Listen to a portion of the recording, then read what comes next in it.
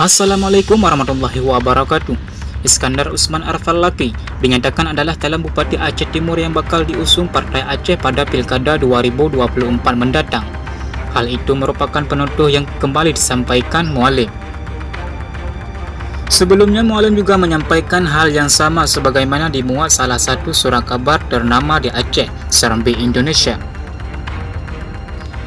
Kepastian tersebut disampaikan juru bicara Komite Peralihan Aceh, Wilayah Perla, Muntasir Aga Rabu tanggal 5 Juni 2024 usai pertemuan khusus dengan Ketua DPP Partai Aceh, Haji Muzakir Manaf, yaitu Mualim.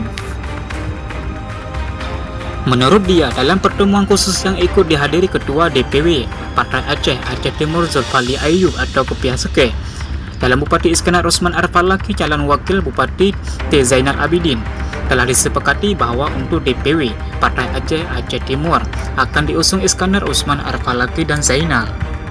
Menurut Aga, Mualim juga sudah sampaikan penuntut kepada Ketua DPW untuk melakukan langkah-langkah pemenangan dan bekerja di lapangan. Ketua DPW juga akan menyampaikan arahan ke seluruh jajaran di lapangan untuk kemenangan Mualim sebagai gubernur dan pasangan Arfalaki Zainal sebagai calon bupati dan wakil bupati.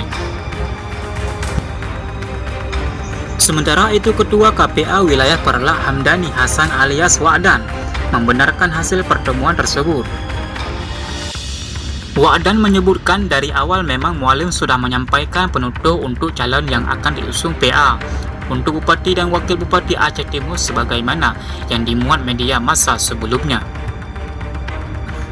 Kita juga instruksi seluruh jajaran KPA untuk memenangkan pasangan Iskandar Usman Arfalaki di Zainal pada Pilkada 2024 di Aceh Timur, sebut Wa'dan.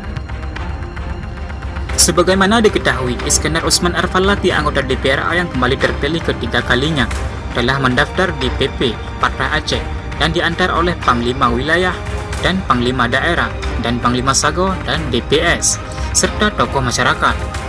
Arfalaki mendapat sokongan besar dari masyarakat Aceh Timur. Hanya sekian, Net TV mengabarkan.